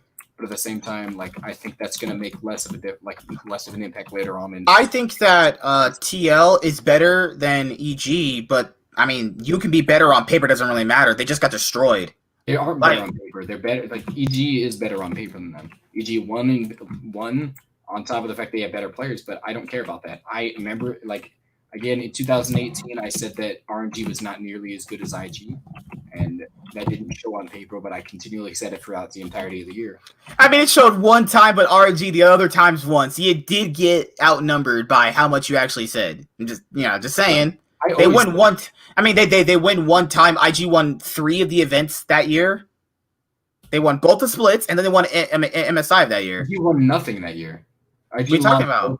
IG lost everything that year to RNG. No. Well, yeah. No, what I'm saying is that IG won Worlds at the end. That doesn't mean that RNG weren't winning things previously before that. Like, IG won one thing, RNG won 3. Of RNG off of whether or not they won against the. I don't base off a team off whether or not they beat the other team. I'm saying this could be possible that this team is better, but at the same time, I'm saying what I think this team is capable of is whether or not, like, thought FlyQuest is good. Now nobody thinks they're good to do the same thing again. I think FlyQuest is good. I'm not trying to say that. I'm definitely not trying to say FlyQuest. I don't think they were shoo-in to make Worlds because there's a lot of teams similar to their caliber. Like they genuinely weren't much better than last year's TSM. They barely made it past them in the semifinal, the quarterfinals, and they only made it past because bad drafting positions and poor play on Broken Blade, which is never going to happen again. Like to that extent, like I don't think FlyQuest was better than TSM last split. I think they had a very good shot against an underperforming TSM, and that's why they were able to win because Broken Blade just never got into the groove of things. Like I don't think FlyQuest is bad. I think they have the capabilities to make it to Worlds. I just think that they can only make it to Worlds off of players underperforming against them. TSM is the prime example of a brainless NA manager getting too much money to do stuff. Yeah, like nobody blames Parth for anything. All these shit drafts, all these shit org decisions. Who doesn't blame Parth? Everybody in the world is blaming Parth. They just not enough. Everybody, like if you go anywhere about anybody talking about poor managers, Parth always gets brought up. I know, but it's never brought to like the double if extreme, where it's like, oh, he's the absolute reason why. Because like he is the one running these guys. Let's be honest here. The reason people don't, the only people who don't accept it are the people in the TSM organization. They love that guy. They think he can do no wrong. I mean, it all comes down to like I would love to see Cloud9 do well. TSM do well. Like I think they have players that I think are quality players. I think they have Broken Blade, Yerkson, Not Spica. They have Biofrost and Double X. I think all of them could make a solid team. But at the same, I genuinely think this could be a better team than 2017 because like they have a worse jungler to be fair, but at the same time, 2016. Sorry, but even though they have a worse jungler, they have a better top. Top. All they have is a better top laner. But I mean, they out a better jungler for better top. They're living off the. I mean, like I don't know about TSM doing that. Living off the past, like that's 4 years ago. You got to factor in. What does that mean? I mean, are you saying that this team is not better than they could not be better than 2016 TSM? I'm just saying you don't want to look at the past to dictate how you're playing in the future. What does that even mean? I didn't even say anything like that. I said this could possibly be better than 2016 TSM. Whether or not that's successful in today's, that's up to you to decide. I'm just saying it could be. Good parts don't make a good team if they mash together without any thought behind it. I don't disagree with that. I've said that many times. That's why I'm just basing off potential of the players themselves. But I don't know why they've kept Parth this long if he's shown consistently that he's not able to do anything about it. Like he's been one of the big reasons as to why they hasn't succeeded. There's been a massive discrepancy on the early game into mid game. Like they constantly have some of the best CS differentials in the early game, and then they have bad mid games. Like, who do you blame off that? Do you blame the jungler for that? Because that can't be the jungler. It was weird, though. Last split with Dardock, they had the second best early game stats behind Cloud9, and they were a sixth place team. They didn't have the best is because they threw it, like, late early game. they laned get better. Just imagine that. Imagine that. They were a sixth place team when the split was over, right? And they had the second best stats in the league next to Cloud9 as a sixth place team. Like, that's ridiculous. That's crazy, man. They had a solid coach in that team. They would be a good team. Cloud9 would be better. TSM would be better than Cloud9 last split if they had Reaper. Reaper is such a good coach, man. He's such an incredible good coach. He makes all these teams work. I don't think TSM would give him this. I don't think TSM would give Reaper the same leeway he has on Cloud9. That's why I don't think it would work. Has too much leeway. I don't think leeway to coaches is the problem for this team. Reaper, take the entire coaching staff, swap them around. I won't say that because no, I don't know. I mean, it's hard for me to say. I think you could make this team overall like moderately decent team. I think TSM right now are better than sixth place. I think they're better than that. They're not a sixth place material team until they start like actually going up. Like I still have faith in them because my perception of what they could be still there. Mm-hmm. It's just they haven't brought themselves into that. They're still playing around the wrong players. They're still doing the wrong things. They still have Spica. Like there's just a lot of problems with this team. They still have Spica. He's been in 2 weeks so far. Okay. Oh my lord. I'll never forgive that Kane gameplay. Pick Kane and he just ran it down. Dude was like, fuck it. He almost died for orbs, man. He had to waste flashes and stuff.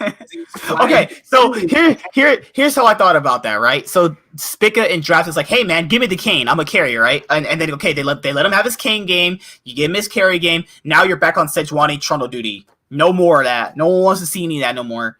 This dude is literally on Trundle and fucking Sejuani and Jarvan duty, or he'll literally throw. What TSM needs is a ground-up shake-up so they can get back to. Are you saying like shake everything up from the top down? Yeah. Is that? I don't know if that's what he's saying or not, or is he talking from the shake up to the from back to? Yeah, I mean, well, if they want to reconstruct themselves, and I mean, yeah, because what I've heard is that they've kept the same coaching staff for years that have this strict philosophy on how to play the game. That instead of actually seeing the fact that that's the case because it's the same coaching staff. I heard he's heard some specific rumors that we haven't heard, even though it's literally just the same coaching staff. Oh my god.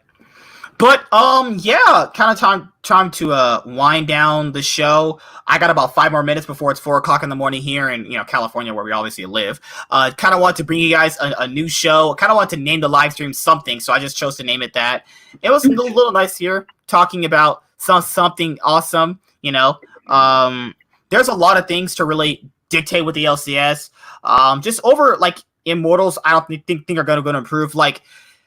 From anything, honestly, I don't think that all tech, even with bringing in everybody that's the best on their position, if they brought in Xfinity and put in all tech and all that stuff, they'd still suck. Why don't they bring in Apollo and Hakuo? Apollo and Hakuo are just not good enough either. I mean, but what do they do worse than Altec and Gate? Nothing. They should just get a bunch of honestly, at this point in time, they need to just find rookies and see what they can do with that because these there's literally not worse rookies out there than them.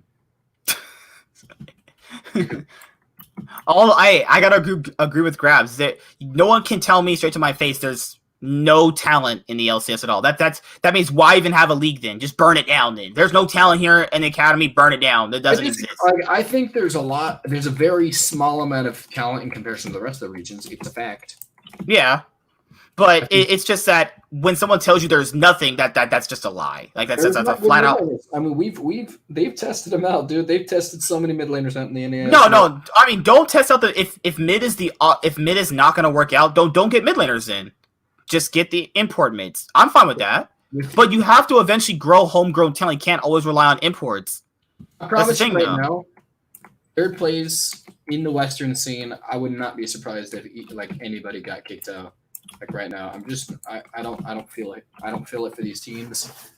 Unique play style with their lack of actual foresight, they're not going to test enough is going to get them kicked out. But I don't think there's no play-in stage anymore, isn't there? Like with the Corona stuff, they actually stopped it, didn't they? I don't know. Yeah, they have no change that up. To where with NA being so bad, I wonder if this season finally Unicorns from the Love from the LCL can get into Worlds Group by kicking out the third place team. I mean, to be fair, if you get a favorable draw in the playing stage, you could. I mean, you honestly can. Clutch dodged Damwon Gaming last year. If Clutch faced Damwon, they were getting knocked out. We know that for a fact.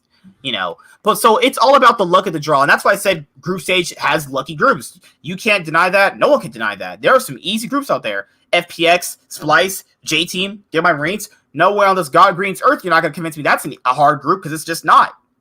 It proved it wasn't a hard group. There is easy groups, though. People just don't like to admit that because it kind of diminishes the result of getting out of the group. Now, if the group's hard, hey, I'll say it's a hard group. It's okay, but you're going to have a group where it's not that strong.